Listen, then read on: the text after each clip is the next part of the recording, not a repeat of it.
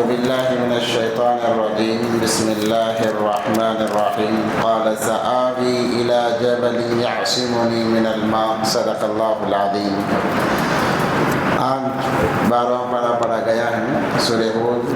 اس کے اندر اللہ تبارک و تعالیٰ نے حضرت نوح علیہ السلام کا تذکرہ کیا۔ حضرت نوح علیہ السلام بڑے مشہور نبی ہیں، پیغمبر ہیں۔ ان کی قوم کی طرف اللہ تبارک و تعالیٰ نے انہیں بھیجا۔ 950 سال تک حضرت نوح علیہ السلام دعوت دیتے رہے، مگر قوم ماننے کے لیے تیار نہیں۔ اللہ نے قرآن میں بڑی تفصیل سے ان کا تذکرہ کیا ہے۔ جب قوم انہیں مارتے ستاتے قوم تھک جاتی، مگر نوح علیہ السلام پھر بھی انہیں دعوت دیتے۔ 950 سال کا عرصہ کوئی معمولی وقت نہیں تھا۔ اس کے بعد حضرت نوح علیہ السلام نے کہا، اے اللہ اس قوم کو میں آپ کے حوالے کرتا ہوں۔ اللہ تبارک و تعالیٰ نے دعا قبول فرمائی اور کہا کہ آپ کشتی بنائیں۔ نوح علیہ السلام نے کشتی بنائی۔ جو لوگ مذاق اڑانے لگے یہ تو ریت میں کشتی چلانے والے ہیں، میدانوں میں کشتی چلانے والے ہیں، اور اگر مذاق اڑایا گیا حضرت نوح علیہ السلام کا، مگر اللہ تبارک و تعالیٰ کو اپنے وعدے کو برحق کر کے بتانا تھا، وہ وقت بھی آ گیا۔ اللہ تبارک و تعالیٰ نے نوح علیہ السلام سے کہا کہ آپ اپنے ماننے والوں کو لے کر، زیادہ لوگ نہیں تھے، نبی حضرت نوح علیہ السلام کا خاندان، اس میں بھی ایک بیٹا اور بیوی نے ایمان قبول نہیں کیا تھا، تو اللہ کے حکم سے حضرت نوح علیہ السلام نے ایمان والوں کو اور پھر جانداروں میں سے ایک جوڑے کو، کیونکہ اللہ نے فیصلہ کر لیا تھا، حضرت نوح علیہ السلام نے کہا لا تذر علی الارض من الکافرین دیارا، اے اللہ ایک نافرمان کو بھی نہ چھوڑنا، اگر ایک بھی چھوٹ جائے گا اس سے نسل چلے گی، پھر آپ کی نافرمانی کریں گے، اس لیے ساروں کو غرق کر دینا، ساروں کو مار دینا۔ لا تذر علی الارض من الکافرین دیارا، تو پھر اللہ تبارک و تعالیٰ کے حکم سے ایک جوڑا جانوروں کا اور جتنے لوگ ایمان لائے تھے ان کو لے کر حضرت نوح علیہ السلام کشتی میں سوار ہوئے۔ اللہ کی طرف سے عذاب آیا، پانی کا عذاب۔ ساری دنیا میں علماء فرماتے ہیں ساری دنیا میں پانی ہی پانی، جس جگہ سے روٹیاں سیکی جاتی تنور، وہاں سے پانی ابلنے لگا، ہر جگہ سے پانی، جس طرف سے دیکھیں پانی ہی پانی۔ اللہ تبارک و تعالیٰ نے سارے نافرمانوں کو غرق کر کے ختم کر دیا۔ اس لیے حضرت نوح علیہ السلام کو آدم ثانی بھی کہا جاتا ہے۔ اس کے بعد جو نسل چلی ہے حضرت نوح علیہ السلام کی اولاد سے چلی ہے۔ الغرض جب یہ طوفان آیا، بارش آئی، پانی آیا زمین سے، آسمانوں سے، یوں محسوس ہوتا تھا کہ کوئی کھڑے ہو کر سمندروں کو اڑھیل رہا ہے۔ اللہ کا عذاب ایسا آیا تو سارے لوگ کشتی میں چڑھ گئے۔ حضرت نوح علیہ السلام اپنے بیٹے کو تلاش رہے ہیں، دیکھا کہ وہ پانی میں ہے۔ نوح علیہ السلام نے کہا اے بیٹے میرے پاس آ جاؤ۔ ونادى نوح ابنه وكان في معزل يا بني اركب معنا ولا تكن مع الكافرين، نافرمانوں میں سے نہ ہو جانا، آ جاؤ۔ تو حضرت نوح علیہ السلام کا بیٹا کہتا ہے قال سآوی الى جبل يعصمني من الماء، آپ میری فکر نہ کریں، میں آپ کی کشتی میں آنے والا نہیں ہوں، میں وہ دیکھو بڑے پہاڑ جو نظر آ رہے ہیں اس پہاڑ کی چوٹی پر چڑھ جاؤں گا اور وہاں جا کر اپنی جان بچا لوں گا۔ مگر اسے پتہ نہیں تھا کہ وہ اللہ کا عذاب ہے۔ قال لا عاصم اليوم من امر الله الا من رحم وحال بينهما الموج فكان من المغرقين۔ بات چیت ہو رہی تھی نوح علیہ السلام سے، اتنے میں ایک موج آئی، نوح علیہ السلام کے بیٹے کو اپنی جھپیٹ میں لے لیا۔ دیکھتے ہی دیکھتے وہ بیٹا غرق ہو گیا، وہ بیٹا غرق ہو گیا۔ نوح علیہ السلام چونکہ باپ تھے، باپ کی محبت جاگی، انہوں نے ندا لگائی۔ وَنَادَى نُوحٌ رَبَّهُ فَقَالَ رَبِّ إِنَّ ابْنِي مِنْ أَهْلِي، اے اللہ آپ کا وعدہ تھا آپ میرے اہل کو، میرے خاندان کو غرق نہیں کریں گے۔ إِنَّ وَعْدَكَ الْحَقُّ، آپ کا وعدہ تو سچا ہے۔ وَأَنْتَ أَحْكَمُ الْحَاكِمِينَ، اور آپ تو احکم الحاکمین ہیں۔ اللہ تبارک و تعالیٰ کا غضب برپا ہوا۔ اللہ تبارک و تعالیٰ نے فرمایا قال یا نوح انہ لیس من اہلک، اے نوح وہ آپ کے اہل میں سے نہیں ہے، آپ کے خاندان میں سے نہیں ہے۔ کیوں؟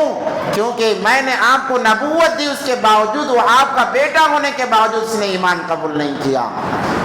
اسی سے علماء اکرام فرماتے ہیں غیر کے لیے ایصال ثواب نہیں ہے، غیر کے لیے ایصال ثواب کا کوئی ذریعہ ہی نہیں ہے۔ دنیا میں جو کچھ اس نے کر لیا بس معاملہ ختم، بس معاملہ ختم ہے۔ حضرت ابراہیم علیہ السلام سے بھی اللہ تبارک و تعالیٰ نے یہی کہا، بلکہ نبی پاک صلی اللہ علیہ وسلم سے بھی کہا اپنے چچا کے متعلق کہ آپ کو اجازت نہیں ہے، اور یہ کہا انک لا تہدی من احببت، آپ جسے چاہے ہدایت نہیں دے سکتے ہیں، عذاب سے نہیں بچا سکتے ہیں، اللہ جسے چاہتے ہیں اللہ بچا لیتے ہیں۔ الغرض نوح علیہ السلام کو اللہ کی ڈانٹ پڑی اور کہا اللہ تبارک و تعالی فلا تسألنی ما لیس لک بہ علم، اس چیز کا سوال نہ کرنا جس کو آپ کو علم نہیں ہے، جس چیز کا علم آپ کو نہیں ہے اس کا سوال بھی نہ کرنا۔ اللہ تبارک و تعالیٰ نے منع فرمایا۔ نوح علیہ السلام نے توبہ کی، قال رب انی اعوذ بک ان اسألک ما لیس لی بہ علم، اے اللہ میں پناہ چاہتا ہوں اس چیز کے بارے میں جس کا مجھے علم نہیں تھا، میں نے سوال کر لیا۔ کتابوں میں ایک روایت لکھی ہوئی ہے کہ تین لوگ تھے، انہوں نے جب سنا نوح علیہ السلام کی بددعا قبول ہو گئی، طوفان آنے والا ہے، تو طوفان آنے سے پہلے ایک بڑے پہاڑ کی چوٹی پر دوڑے ہوئے گئے، جا کر ایک بڑا غار تھا، اس غار میں وہ اپنے آپ کو انہوں نے روپوش کر لیا، غار کے منہ پر ایک بڑی چٹان رکھ دی کہ اب یہاں پانی نہیں آئے گا، ہم محفوظ ہو جائیں گے۔ اگرچہ بعض علماء نے اس روایت کو اسرائیلی روایت کہا ہے، مگر یہ بتانا یہ مقصود ہے جب اللہ فیصلہ کر لیتے ہیں کسی کام کے کرنے کا، انسان چاہے جتنی چالاکیاں کر لے وہ چالاکیاں کام نہیں آتی۔ الغرض یہ تینوں جا کر وہاں پر بس گئے، چھپ گئے ہیں۔ نوح علیہ السلام کی دعا کے مطابق عذاب آیا، پانی آیا، یہ سوچ رہے تھے کہ ہم پانی سے محفوظ ہیں، اب ہمیں کوئی مار نہیں سکتا، نوح علیہ السلام کا خدا بھی نہیں مار سکتا، خدا کو یہ چیلنج کرنا تھا، دعویٰ کرنا تھا۔ اللہ تبارک و تعالیٰ کو غضب آیا، ان تینوں میں سے ایک کو پیشاب آیا۔ اب ایک نے کہا کہ مجھے پیشاب آ رہا ہے، کیا کیا جائے؟ کہا باہر جائیں گے تینوں مر جائیں گے، ایک کام کرو جاؤ کونے میں اور پیشاب کر کے آ جانا۔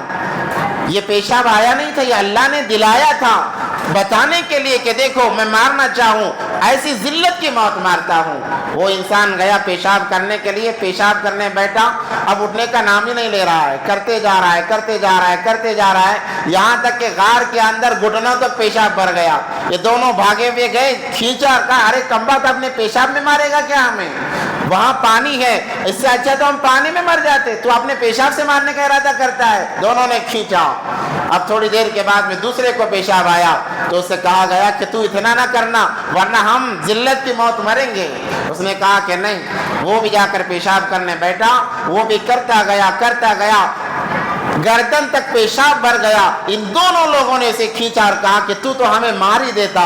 الغرض تیسرے کو بھی پیشاب آیا، وہ بھی کرتا گیا۔